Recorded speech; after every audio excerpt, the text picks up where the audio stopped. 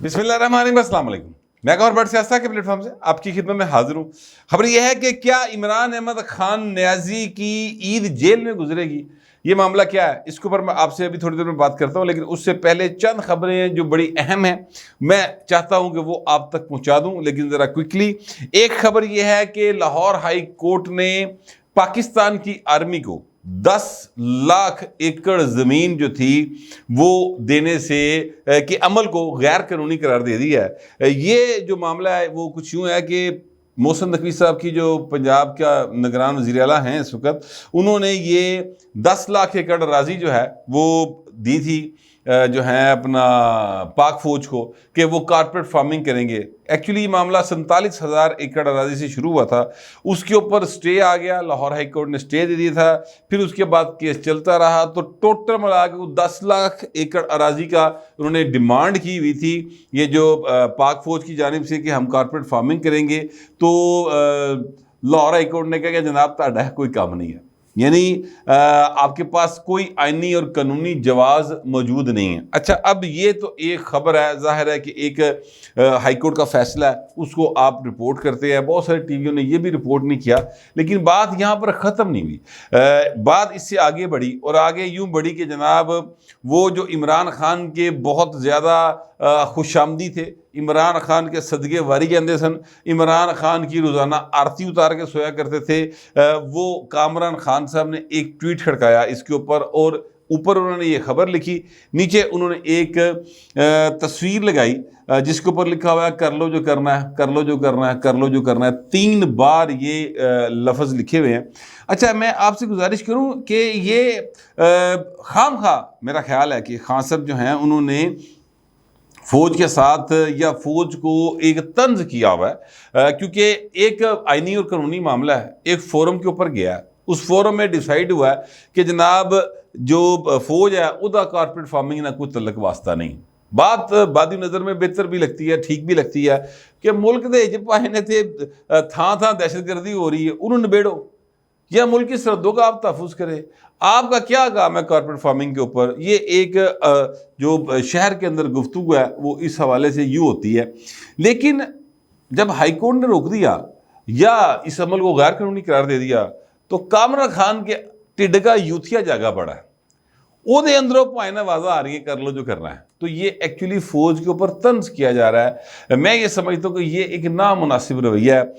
अगर फ़र्ज़ करते हैं कि एक काम गलत हो रहा था या दुरुस्त हो रहा था, या वो हाई कोर्ट ने जैसे करार दिया, उन्होंने ये नहीं कहा कि जनाब फ़ौज जो है उसको ये 10 लाख एकड़ अराज़ी नहीं मिल सकती, उन्होंने ये कहा कि ये जो मोहसिन नकवी साहब की हुकूमत है, ये निगरान हुकूमत है, इनके पास ये इस्तेहकाक ही नहीं है कि वो इतनी बड़ी अराज़ी इतने लंबे टाइम के लिए किसी को लीज़ पर दे दें।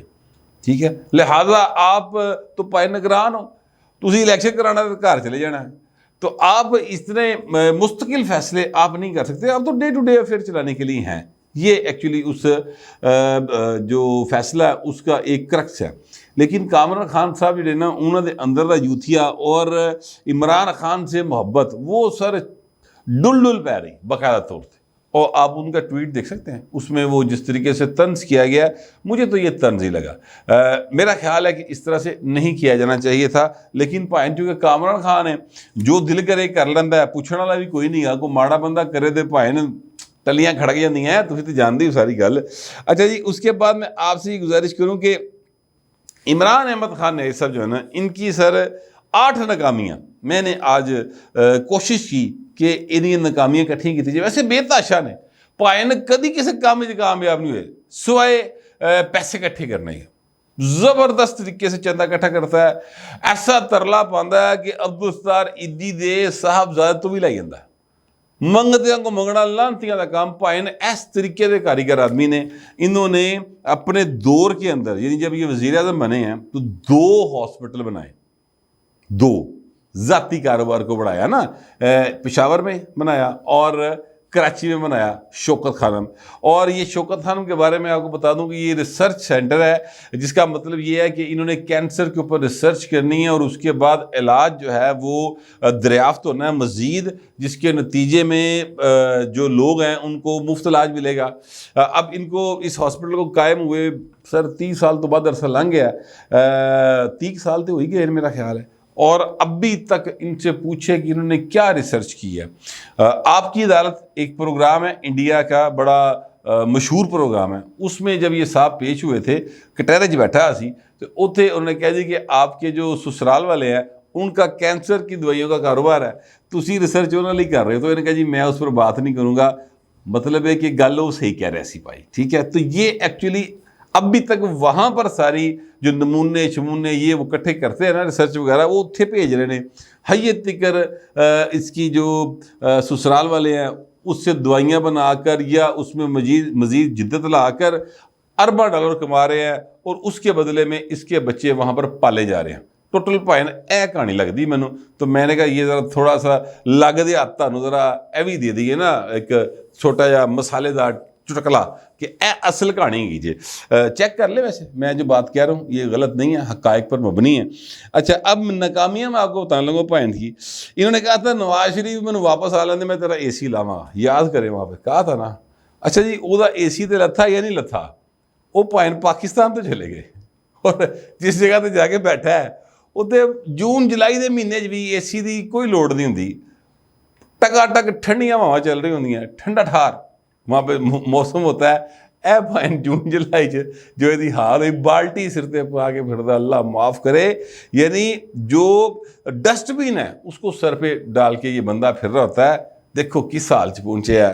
नवाज शरीफ ने अपना केस जो है ना वो अल्लाह के ऊपर छोड़ा था कि मैंने अपना मामला अल्लाह पे छोड़ दिया, देख लो इधर की हाल होया पे। दूसरी जो उन्होंने की है वो ये नाकामी इनकी कि अपनी हुकूमत नहीं बचा सकी। ये कहते थे कि मैंने एक बॉल में 3 विकेटें उड़ाऊंगा, आप देखिएगा। अल्लाह का शुक्र है ये मेरे खिलाफ ले आए वो करारदाद अदम एतमाद की, तो बस देखे मैं तो कहता हूँ ज़बरदस्त हो गया। मैं दुआ मांगता था, अल्लाह ने सुन ली। आपको याद है तकरीरें करते थे। तीसरी नाकामी जो भांदी की है वो ये कि मैं शहबाज शरीफ को वज़ीर-ए-आज़म नहीं बनने दूंगा, इसके नसीब में वज़ीर-ए-आज़म बनना नहीं है। ए जनाब शेरवानी पा ही नहीं सकता, नहीं गा काटा लाता है। बुशरा बीबी ने दम झाड़ा करता है, सारी बातें करते थे। भाई जी नाकाम होए, वो ना सिर्फ वज़ीर-ए-आज़म है बल्कि अजकल दौर से भी गया आज फ्रांस के भाई। ਤੁਹਾਡਾ अगर उत्थे कोई सामरी जादू का टाइप वाकफ है तो उत्थे जादू करा के वेख लो भावें, ठीक है। अच्छा, फिर जनाब चौथे नंबर पे आ जाए कि जनाब आर्मी चीफ जो है ना उसके तकर्र में इन्होंने फुल रखने डाले, यानी आसम साहब के हाफिज साहब जो आर्मी चीफ ने भाई बन के बैठे ना सिर्फ, बल्कि यह रोज़ाना की बुनियाद पर तरले पा रहा होंगे कि यार मेरी गल सुन लै, मेरे नाल गल कर लै, तेरी मेहरबानी। वो लिफ्ट नहीं करा रहे। ये इनकी जो है वो चौथी नाकामी। पांचवी नाकामी है कि ISI के सरबराह की तकर्री ये चाहते थे कि ना वो पायन नदीम अंजुम साहब बैठे ने और इनका जो ISI का बल्कि मुस्तकबिल का इनके ख्याल में जो आर्मी चीफ था ਉਹਦੀ अपनी हालत है वे कि लाहौर छड्डन तो पहले इलाके थाने दसना पैंदा कि भाजी मैं बाहर जा रहा जी, इजाज़त लेनी पड़ती है, ठीक है। अच्छा, फिर छठी नाकामी ये तहरीक चलाई थी, याद कीजिए, बड़ी भरवियाँ प्रेस कॉन्फ्रेंस कीतियाँ, इलेक्शन कमिश्नर मैं तुम्हें छोड़ूंगा नहीं है। यह फवाद चौधरी एंड कंपनी बैठ के रोज़ाना प्रेस कॉन्फ्रेंस करते थे, हटाए बगैर बात नहीं आएंगे, नहीं हटा सके। 7वीं सर इलेक्शन करवाए जाएं, जो मर्जी हो जाए, हो ही नहीं सकता, आइन में लिखा हुआ है 14 मई इलेक्शन होगा, हर सूरत होगा। कितने इलेक्शन बाबू जी, ये भी इनकी नाकामी। 8वां के काजी साहब को ये चाहते थे कि ये किसी तरह चीफ जस्टिस ऑफ पाकिस्तान ना बने, अज वो भी नोटिफिकेशन हो गया जी।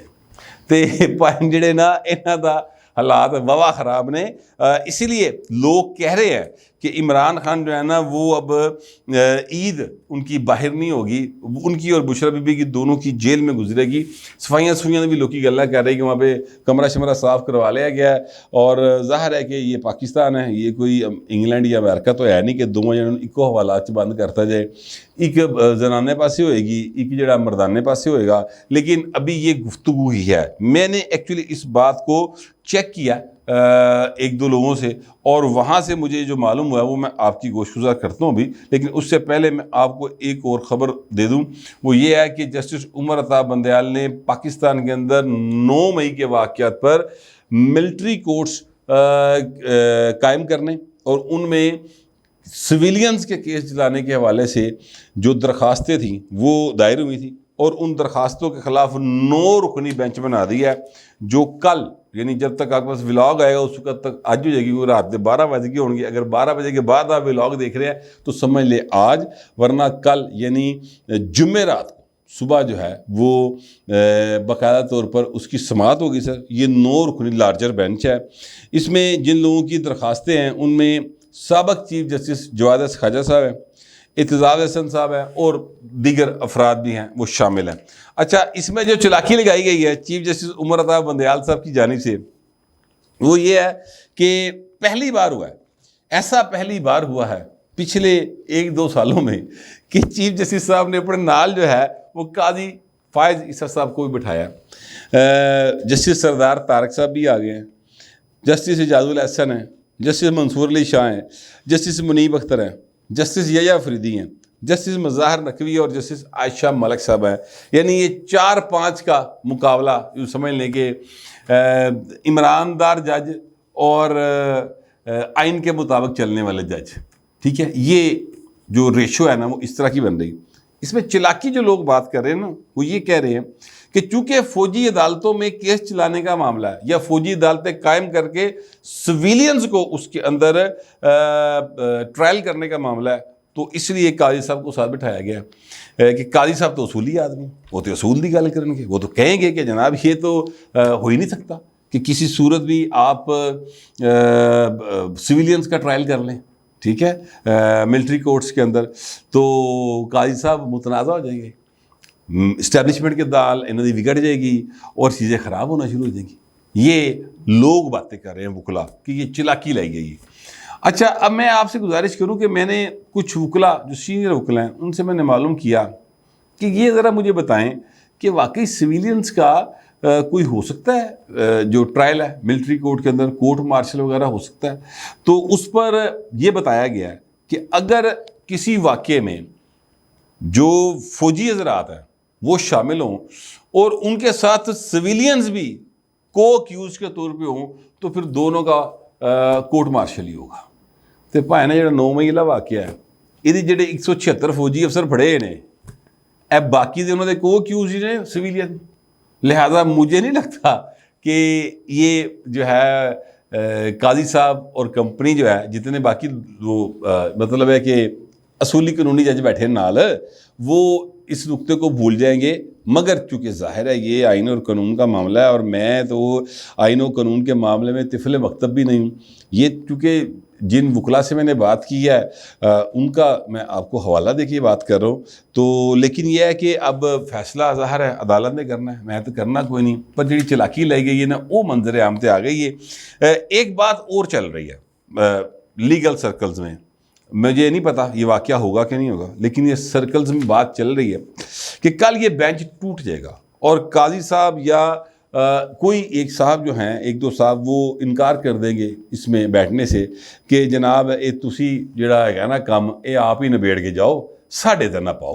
अब पता नहीं ऐसा होगा कि नहीं होगा, मगर ये अफवाह कह लें, ये गुफ्तगू कह लें, गॉसिप कह लें, जो मर्जी आप इसको नाम दे सकते हैं, वो लीगल सर्कल्स के अंदर चल रही है। मैंने कहा ये भी लागत हाथ तक पहुँचा दी है। अच्छा जी, अब मैं आपसे अर्ज़ करूँ कि जो इमरान खान साहब हैं ना, उनकी गिरफ्तारी के हवाले से बड़ी बातें हो रही हैं और कि जनाब ईद जो है वो अपनी बेगम समेत जेल में गुजारेंगे। अच्छा, अब ये गुफ्तगू हो रही है और मैंने इसको जब चेक किया तो एक साइड से तो ये खबर कन्फर्म हुई कि हाँ जी ऐसा ही होने जा रहा है। अच्छा, मैं आपसे गुजारिश करूं कि ये बात इस तरह निकली कि वाक़या ये है कि आज उनको थाना सरवर रोड लाहौर ने तलब किया हुआ था JIT ने कि खान साहब ज़रा पहुँच हुए थे और आपकी जो है वो मुकदमा दर्ज है और इनके वारंट गिरफ्तारी भी जो है नाकाबिल ज़मानत वो जारी हुए हैं, तो लिहाजा आप यहाँ पर आएँ, आपसे तफ्तीश करनी 9 मई के वाक़यात में। अच्छा, खान साहब नहीं गए, लिहाजा गल उड़ पई कि जनाब वारंट भी गए ने तो भाएं गिरफ्तार भी हो जाएंगे। एक दो लोगों को चेक किया, एक ने कहा जी बिल्कुल, दूसरे ने कहा शायद हो सकता है, तीसरे से जब बात की तो उन्होंने कहा कि यार नहीं गिरफ्तार किया जाएगा अभी, इसलिए कि हमें इस बात का ख़तरा है कि, बल्कि यकीन है कि असी फड़ना है तो सास के कराश ने फिर चढ़ देना है, लिहाजा किवें फड़िए। और फिर कल केस भी लगा हुआ है भी 9 मई के वाक़या से मुतल्लिक। तो हम नहीं चाहते कि फ़िलहाल एक नया कट्टा जड़ा ना वो खुल जाए और एक नई मसला वो पैदा हो जाए। तो कोई गल नहीं, महीने रह गए ने पीछे, 2 पाए तो सबर कर लो, फिर क्या है देखी जाएगी। एदी इत्थे है और बाकी शाम भी इत्थे ने, ज़रा थोड़ा जा ब्रेक ते पैर रख के कर लेने, तती तती नहीं खाओ, ब्रेक ते पैर रख लो। मैंने ये बात ज़रूर की उनसे कि यार लोग कह रहे हैं कि यार बाकी बच्चे बुच्चे फड़े है, ए भाई जो सारा जेन बनाने वाला सी उत्थे ही है। तो उन्होंने कहा कोई गल नहीं, इन्हें कितने जाना, घड़े दी मच्छी है, जो दिल करेगा फड़ लांगे। अब देखें क्या मामला बनता है। लेकिन फ़िलहाल 3 लोगों से बात हुई है, एक ने कहा नहीं पकड़े, एक ने कहा जी पकड़े हैं, और एक साहब कहते हैं कि चांस है भी और नहीं भी। तो भाई ने घोड़े का मैदान एक अद्धे नहीं पता लग जाएगा, ईद केड़ी दूर रह गई हूँ। ठीक है, तो बात सारी क्लियर हो जाएगी, आप लोगों के सामने भी आ जाएगी। लेकिन इसके लिए आपको भी इंतज़ार करना पड़ेगा और मुझे भी। तो मगर आप कमेंट ज़रूर करें, मगर ज़रा तहज़ीब के साथ। फिर वक्त इतना ही, मिलते अगले व्लॉग।